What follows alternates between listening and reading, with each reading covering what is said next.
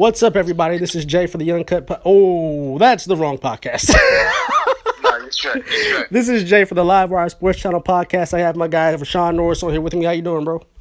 Hey, shout out, man. We doing good. We living blessed, man. We trying to every day. You got to get better, every single day, man. And and also we gotta one day we gotta talk about what's the thing we learned from quarantine. That's a good question as well. But just every day get better, and every day just try to put those foundation bricks down. So one day you can have a house. Okay, I dig that, bro. That's all right. I see you, man. Pushing that positivity out. That's really good, man. And while we're on the sports pod, we got to talk a little bit of basketball. I think it's been some positive to seeing the game. I do kind of want to address maybe how this coming back, because I think it's turned into exactly what a lot of people said. It has been a distraction for people. Also, while that's positive, it has been to a little bit of a detriment, because you can see the lack of activism now as it pertains to certain movements going on and things like that. But we're talking about sports, so let's get to the sports. So, this bubble right now, what's going on in the bubble has been absolutely incredible, whether it be 39, 19, and 14 from Lucas, 61 from Dame following a 50-point game and another 51. And it's just the East is absolutely incredible right now. I've talked about the West, but the East, TJ Warren, the Miami Heat, Boston. I think Philly's definitely done. I didn't see them doing much with Ben Simmons anyways. But what do you feel about the East and these standings right now? Because I did not expect Toronto to be a second seed. 51-19, that's incredible. That's crazy. Yeah, I just think that over the years we've seen a shift from people from teams in the West go to the East. Mm-hmm. When you speak of a Kawhi Leonard, when you speak of although Kemba Walker was still there, he went to a better team. When you speak of certain players making the East a little bit better, Kevin Durant. But right now, exactly, Kevin Durant. But right now, you got to look at it like the East is pretty damn weak to me. Like, if TJ Warren is what the East got, if TJ Warren is the premier guy, I feel bad for the East. That's the thing. It's not just the East, though. He's leading, literally, since returning to the bubble. He's leading the entire league since returning to Orlando. That's the insane part. It's not even just the East. He's literally dominating everybody. And these are all playoff teams right now. So that even makes it more incredible. And it's not just him. Freaking Kyle Lowry, man. Like, what? Hey, but the thing is, Kyle Lowry, he about the action. He thick, but he about the action. Pause. You feel me? And I think TJ Warren, he one of the chicks who look real good until you realize her breath stank. Put back on the mask, baby. But first round you got Bucks Magic, you got Raptors Nets, you got Celtics 76ers, Heat Pacers. If it stay the same right now, what's the upset you see, and what team do you see that's coming out the East? Bucks Magic, Raptors, Nets, Celtics, 76ers, Heat, Pacers. Who got the best chance to upset, or who got the best chance overall to get to the finals? If Boston does not beat Philadelphia, and if I truly do believe Miami should beat Indiana, I could also see them losing because they have such a young team, so much so that it could possibly be a detriment that it's a lot of those guys' first playoff opportunity. So it would have to be between that Boston and Philly series and that Miami and Pacers series. I don't think Milwaukee is going to have a hard time with Orlando, and I definitely don't think that Brooklyn has a chance against Toronto with KD and Kyrie being out. Great team, but Toronto has that championship confidence now, and I was explaining to somebody before. When a player like Kyle Lowry or whoever, whether it be stars or not, when you win that first championship, it does something to your mind, does something for your mental. It's almost like, for example, when TJ Warren had that 50-point game. If something in your head doesn't click to make you say, well, if I did that once against professional players, I can start to replicate that, then there's something wrong with you. So typically what happens is when a player gets that confidence, it's best way to explain it, right? Golden State went, 65-17 when they got their first championship, and, Steph Curry got his first MVP. They went to an entirely different level with the exact same roster the next year. Steph's game went to another level. But just as his did, Klay Thompson performed better. Draymond performed better. That bench outperformed themselves, and they were a great bench the year before. Wouldn't you agree that winning a championship changes your mentality, or great performances does too? Absolutely. I think winning a championship, like you seen LeBron. LeBron, I wouldn't say struggled, but his mental wasn't where it broke through until 2012. You know, I think he was just tired. He was just tired. He was tired of losing. He was tired of getting there and not hitting that final marker. He broke through in 2012, and I think that championship mentality is second to none. That's why when Jordan, all players want to do is win the championship. But when you get that players, they want that second one. So I do understand what you're saying. But let's talk about the Western Conference now. So who you see coming out of the East? Out of the East, right now, it's very hard to see anybody else. If it's not Toronto or Miami, I will be surprised. I think Boston is my third option simply because of that center spot. You see that Miami has Bam Adebayo. They have also championship experience with Andre Iguodala. You have a dog in Jimmy Butler. You have youth. You have shooting. You have defense and versatility. So they have the ingredients to win. I just think that this year is a little bit too early. Next year, I think they will secure that role. So I can see either Toronto or Miami. I got the Celtics, and I'm right there with you. I got Heat and Pacers is the upset game. Ben Simmons led 76ers not beating Celtics. The Nets with no KD and Kyrie not beating the Raptors. The Magic, they might as well pack up right now. I don't think they'll be that bad. They might as well beat the traffic. You think they'll be that bad? And tell them they're going home early. You really think they'll be that bad? I think they can perform well. I don't think this is their year. Magic? Yeah. They aren't bad. They got some pieces. Hey, Magic need to get their bags back. Believe me. No, they're going home. But I don't think it's going to be, they're going to get swept. They could get 2 games. You don't think they can get 2? They are getting swept out the gym. Here's why I don't think that. I do not trust Chris Middleton in the playoffs yet. He has not shown to me consistently. Fair. Giannis will do what Giannis does. I love the Lopez brothers. They're going to do their part. George Hill, Eric Bledsoe, playoff experience. They will do their part. But if Chris Middleton is not doing his part, I've seen Aaron Gordon and what's the point guard? I can't think of his name right now. I've seen those guys perform in the playoffs and do well. They don't have the team for it, but I know that I can trust Terrence Ross. You know what I mean? So I can see them getting 2 games. You know what I mean? Yeah. I think if they, that's the other thing about it too, is if you go in too cocky, we're going to just beat this team, they'll come in and kick your butt because you're taking it for granted. Hey, and listen, and that's something to look at. We're gonna definitely keep that under wraps. Just know, Jamel, my dog just said Orlando could win 2 games. I think they gonna win 2 quarters. Look, now, see, I don't like, now you going, if they win 2 games, they don't win 2 games. Now you going to come on here and try to show me up. He's saying it's a possibility. It's a possibility. Anybody can beat anybody, but it's the way you just phrased it, like, if Jamil say it, no, don't do that. Don't skip Bayless me. Nah. Hey, we putting you on the record, but out the East, I see the Celtics. Hey, it's on the record, baby. But out the East, I see Celtics coming out. It's either Celtics. It's gonna be a tough battle, but you got Kemba, proven. Yeah, absolutely, for sure. Proven. You got Jason Tatum. Although he's not proven, he's been to the ECF. He's been to the Eastern Conference and Finals. It's performed well. He's went head up. He's been up a game on LeBron, tied, then went back up a game on LeBron with 1 game left. In Game 6. So Jason Tatum is a dog. Their coach, I believe in him. I got Jaylen Brown next. Then I got Raptors. You didn't say nothing about Jaylen Brown and Marcus Smart. They got it. Wow. Dogs. Hey. Marcus Smart is a dog. Jaylen Brown, he is a dog as well. I feel like Jaylen Brown, I heard some comments the other day, and mental health is real, but I feel like he want to go be a Hollister model.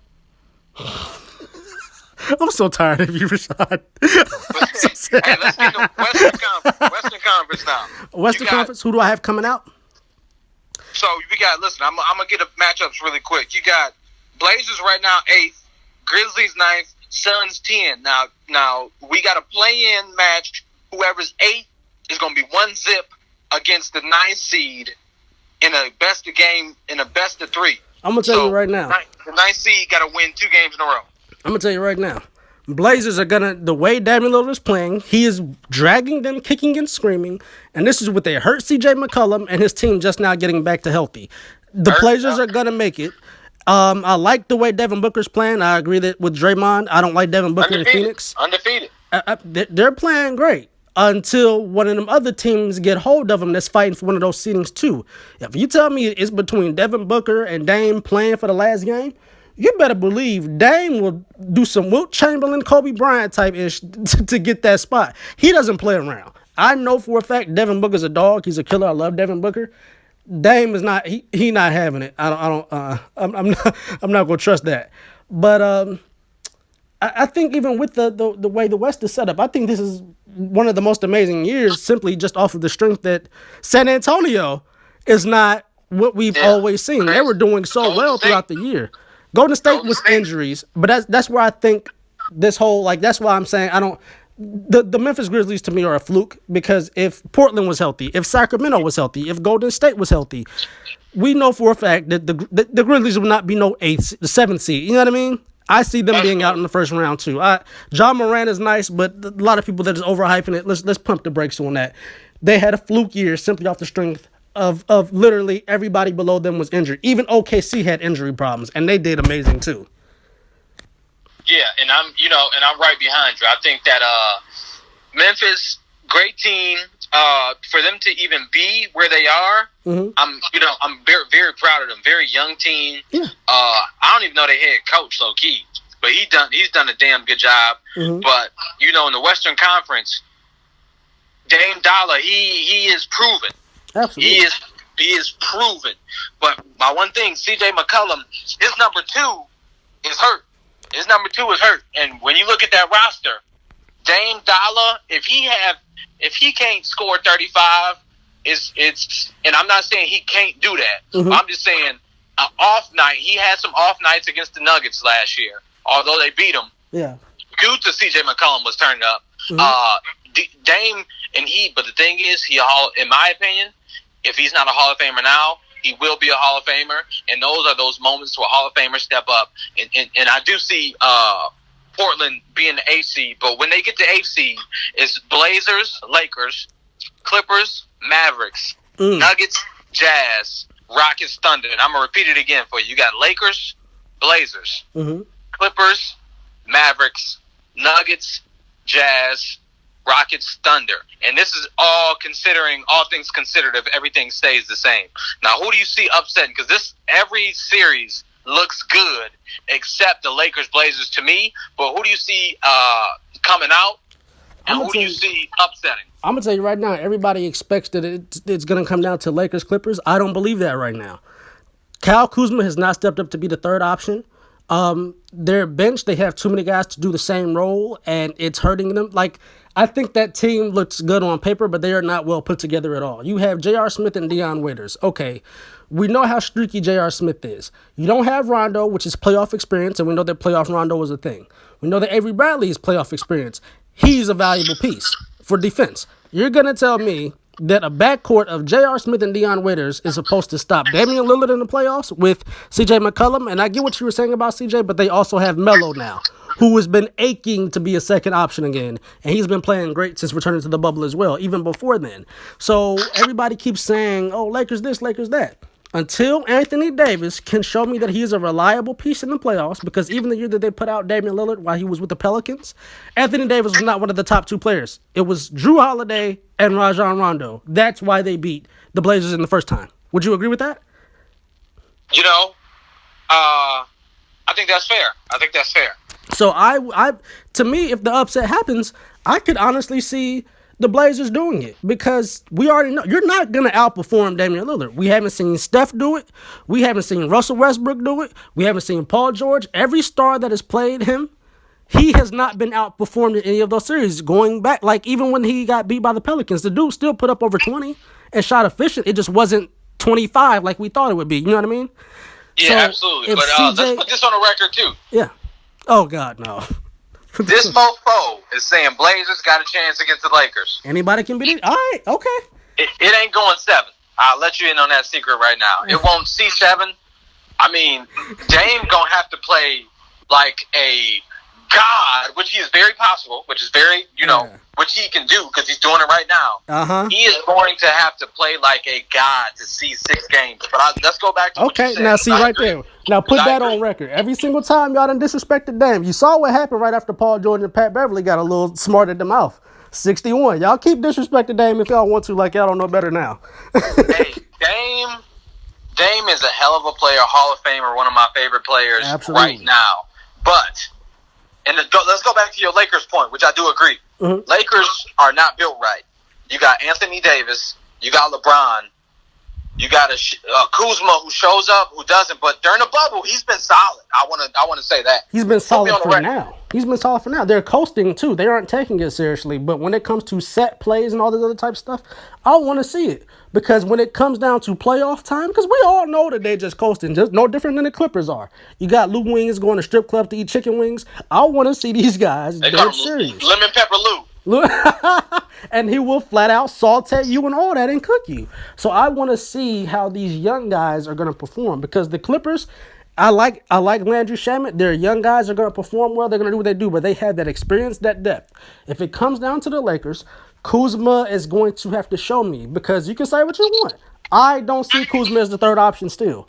And I'm going to tell you something. I'm going to tell you something else. I mean, by name, yeah. But I'm going to tell you something else that's a problem with that team that nobody's been talking about.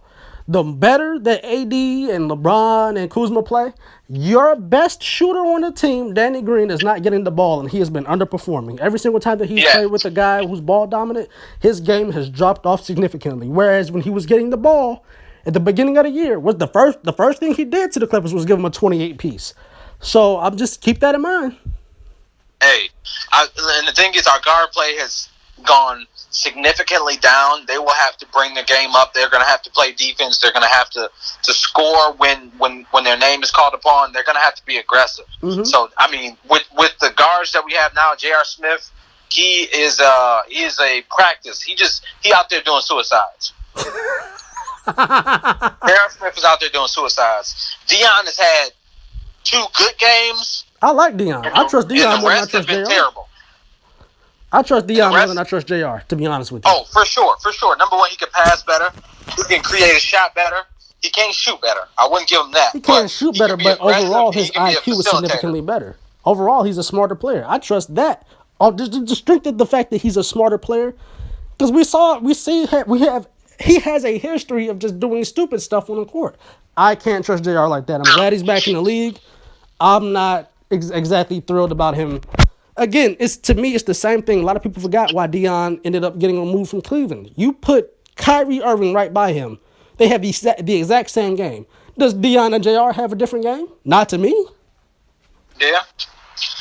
I think that JR is not a passer like Dion, and JR is not aggressive as Dion. From the 3, he is. Yes. But if JR3 not falling, he is a non-factor. But Dion, on the other hand, if his 3 is not falling, he made a beautiful 3 the other day, last night. But if his 3 is not falling, he can still facilitate. He can push the rock. He can handle. He can. I don't know about him and JR, the same defender. They both, because Dion is small and he not keeping some of them shifty guards in front of him.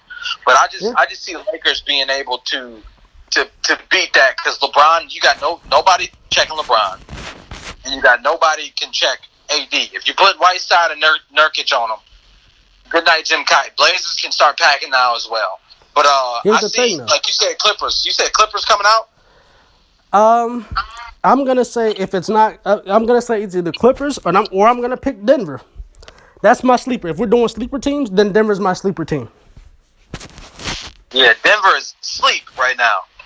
I just don't trust Denver because their best player is their center. I love that. I think that's great.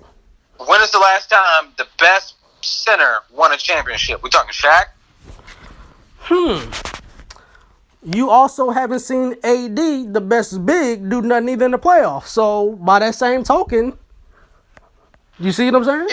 Is AD the best player on the Lakers?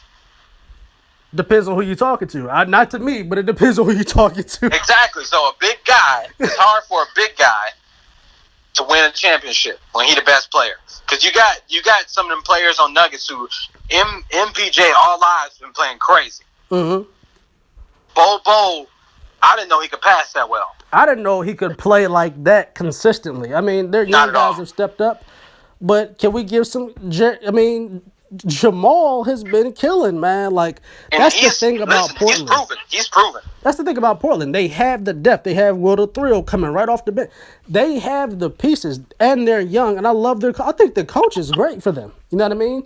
Like Absolutely. I like the system. I like to play defensively. They could be better, but it's the fact that we saw them against a healthy, deep Portland last year, and we saw one of the greatest playoff games of all time. What was it? 4 overtimes almost. Yeah. So I think if you make it, I mean, these games now are going to be a lot more about scoring. I don't trust Houston. I think Houston can be put out in the first round. I do like Donovan and Rudy Gobert, what they're doing right now, too. So there's somebody else to be looked out for. But I think it's ultimately going to come down between those two teams. If Portland can get out the first round, I don't see how you could possibly, I mean, unless they run into the Clippers. But the Clippers don't seem like they're as focused as they need to be. So I don't, anybody can beat anybody in the West. It's the craziest situation. Yeah, the West is very, very tough right now. You got, like you said, the Jazz. I don't trust the Jazz either, personally, but they do have pieces. They got Donovan Mitchell, with a lot of people give him a lot of slander, but I like Donovan crazy. Mitchell. I don't see why. I think he's a gamer. Yeah. I think he can make shots. I think he's proven, to me at least. Yeah. And you also got Rudy Gobert. He is solid. He's been solid. He's been one of the best defenders, probably not just in our generation, but in the NBA's history. So he's a good player. And you got Mike Conley, proven veteran. Yes, he gets injured, but he's a proven guy. He's a proven veteran. Very true. I think that the Clippers, I got Clippers or Lakers. Clippers, they missing Hartrell right now. I know his grandmother passed away, so that's what it was. Definitely our condolences to him, because he's not even in the bubble right now. Yeah, I thought it was also something else that had come up too. Outside of that, I thought it was, oh wow, that is sad, and like you said, condolences to the family. But again, outside of tragedy, I just don't feel like they are taking it serious enough, which is why Doc wasn't playing around. Like what he made the whole bench play the other day, like for the last quarter, like they too nonchalant, and I think that's gonna come back to bite them. Because even with like what Paul George and Pat Bev were doing, you didn't see Kawhi doing that. See, Kawhi knows what it takes to actually get rings. He knows what winning takes. And for your second best player to be clowning around over Dame missing a shot after he's repeatedly bust you behind, like that's not a good look. And that to me just shows a lack of championship mentality when they have the pieces to get it. But it's stuff like that just shows you're not ready. You aren't taking it serious enough. And that's important. That's important, because championship mentality, like we just spoke to, is everything. You got PG.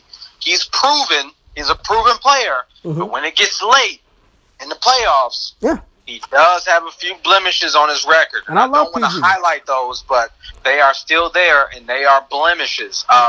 Clippers. I think Clippers are a solid team. I think Clippers are, if not on paper, the best team in the West. I think they're the best team in the league on paper. They are built beautifully. They constructed the heck out of that team.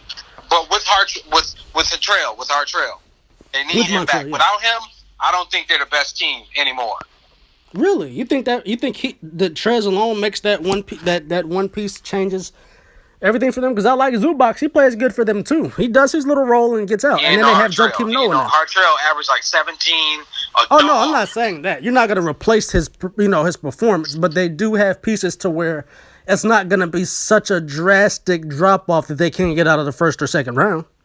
Oh hell no, Lemon Pepper Lou. They gonna and the thing is, first round, like how you said, they kind of lackadaisical. First round, they got the Mavericks.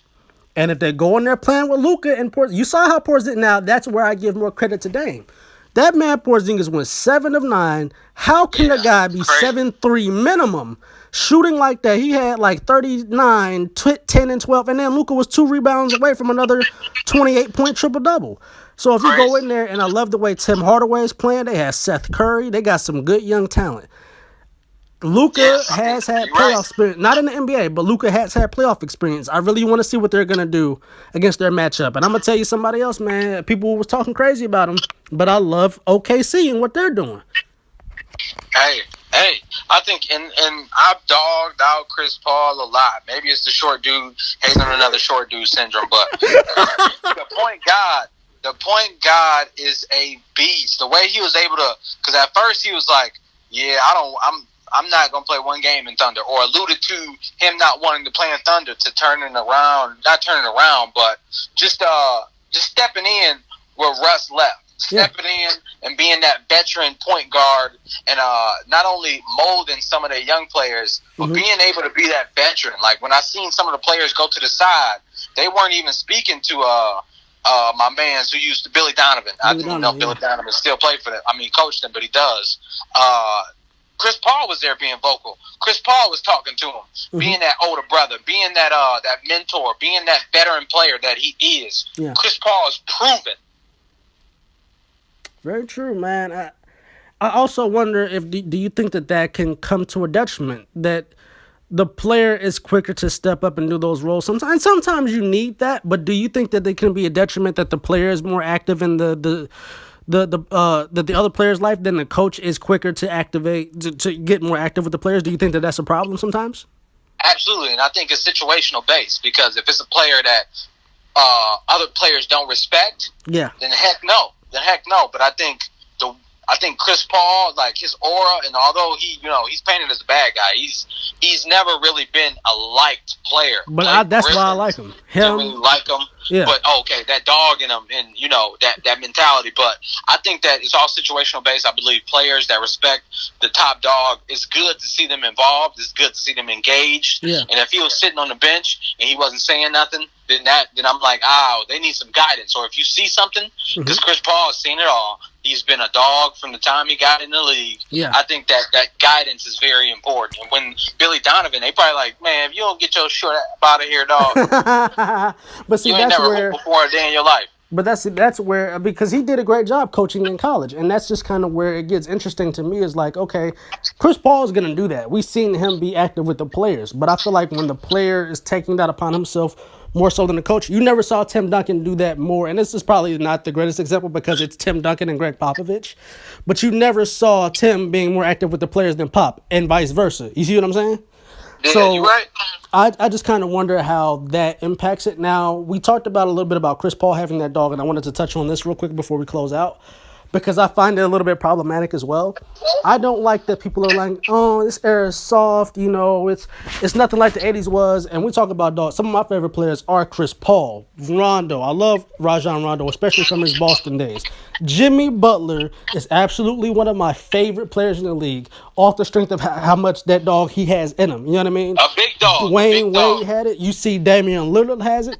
Stephen Clay, as quiet as it kept, you hear people talking about it more and more now. Them boys got some dog in them too. So you see it in certain people, but it's just it's not the same as Jimmy Butler, but it's very interesting and kind of troubling how people will complain about it, but then be like, oh, that's good, but they don't appreciate it. You know what I mean? Yeah, they're a dog, because at the end of the day, a three-time champion is a three-time champion. You feel me? Absolutely. I don't care. You can't look over that fact, but the one thing about Jimmy Butler, if you held up a gun to his head and told him to make 5 threes out of 10 in an open gym, you were dead. Now, that's very true. So do you think that Jimmy and them have the team that they would need for a championship run right now, or do you think that they need another piece? It's tough to say, because I think what they miss is a big guy who could spread the floor a little bit. Like if they had a KP, instead of Whiteside, then I could see that. But I mean, at the end of the day, they may need a little bit more rebounding, because they play great defense, and that will hurt their defense though. So it's a give or take. But my thing with Miami is they need, because they got Dragic, solid veteran point guard. They got them young boys who can jump out the gym. They got Tyler Hero, Chris Nunn. They jump out the gym. They shooters. And they got Jimmy, who a dog, who a captain, who gonna get on their butt and not gonna play no games. And he clutch. He's a beast in the playoffs. Clutch. Yeah. Big clutch. And he's not gonna shy away from the last shot. He's not gonna shy away from defending the last guy. He's just not gonna do that. He a dog. He don't want no friends. He out there to have a good time. But their weakest spot is Whiteside. So Yeah, I don't trust Whiteside. It's too much. I mean, if you made it his paycheck year every year, the boy would be playing amazing. But that's just. As for the Heat, though, I do like Kelly Olynyk. I think he is still there. I don't know whether he's active or not on their roster, but I think that that's the piece that they need to be more active if they're going to be playing him. As for the Celtics, we were talking about bigs. I don't like the fact that Taco Fall hasn't been getting more minutes. I don't see why a 7'6" guy who can play. I mean, maybe he needs to play in spurts. He might have health issues, no different than JaVale McGee did when we had him in Golden State. Which is another reason exactly why I don't like the odds that the Lakers have. Because again, it's one more guy. You have JaVale McGee and Dwight Howard. How does that make sense? That doesn't. You see what I'm saying? Yeah. Now, Yeah. if you had DeMarcus Cousins there and you said, okay, JaVale at the 5, DeMarcus at the 4, or Dwight at the 4, DeMarcus at the 5. You see what I'm saying? Yeah. You could yeah. mix and Yeah, match, you're and you right. would have somebody to stretch, pound the glass, but it wouldn't take. But you would have two guys on the floor taking away from each other, and each time, and you can't say it's not true. Each time that JaVale has played good, Dwight Howard hasn't. When Dwight has played good, JaVale hasn't. You're right. You're right. You're right. Lakers bigs are a big question. They're a big question simply just off of the fact that they do the exact same thing. Whereas if you look at how the Clippers are constructed, when you look at how Boston is constructed with their key players, they don't have the same guys doing the exact same thing, so much so that it's a detriment to each other. You see what I'm saying? Like even CJ and Dame can benefit off of each other because they're guards. Kawhi and PG, they're two-way wings. That's gonna work. That's worked every single time, whether it be with Jordan and Scotty. Yeah. Yeah. It just depends on coaching and I think system. And if I'm gonna have to pick again, Clippers out of the West, but sleepers, I do like Denver. I do think Dallas could be a shocker. Not against the Clippers, but in the future, I think that they could be a shocker. Against a lot of different teams. So I think the matchups are great. I think this is a great scenario. Real quick before we close this out, I did want to address how the bubble is impacting these players. I think this is the best thing that could happen because now you can't focus on a distraction. You can't go to the club. You can't be dealing with a whole bunch of women. You are simply there to focus on basketball. And I think that has been great for the league. It's been great for basketball. What do you feel about that? Yeah, and I think at the end of the day, the players who said they're coming back, they said that they're gonna make a statement, and I think that they have. And there's only so much you can do in a day. You tell me the games that you play. It's only one. You only play one game a day. There's nobody playing doubleheaders. There's nobody playing all day. And as we go on, more teams are going to leave the bubble. Yeah. Magic should pack right now. They should be getting their plans to continue activism. They're gone. Nets, pack. Suns, get ready. Blazers, you're gone. You feel me? But I just think that seeing Black Lives. Hey, we gonna be talking. We gonna do podcasts once the playoffs start. You're gonna be like, hey. Oh, for sure. I'm sorry, but seeing Black Lives Matter on the court, kneeling on the court, wearing shirts that say Black Lives Matter. The words on the back of the jersey was. It was. I wouldn't say it was cool. Lame to me, but it was I think it's a cool concept, but it does nothing for the cause. Oh, not at all. I think but the thing is, it's a brand. Adam Silver. I trust him, and it's a brand. At the end of the day, you can't have John Morant wearing on the back of his jersey. I wish he could. I wish he could, but the NBA is still a brand. It's still a business.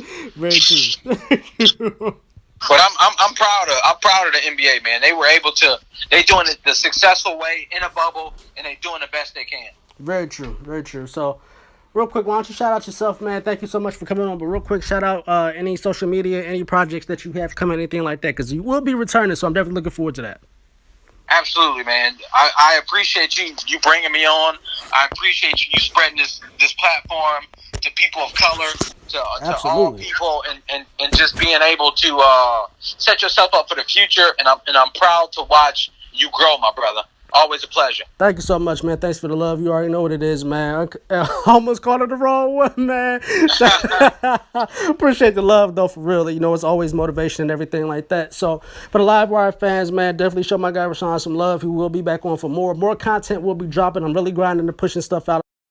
I'm sorry I haven't been able to give you all the content that I have been wanting to, but more is coming. I'm working hard. You guys will be getting more. So love you all. Take care. Be safe out here, man. Livewire podcast, man. Peace.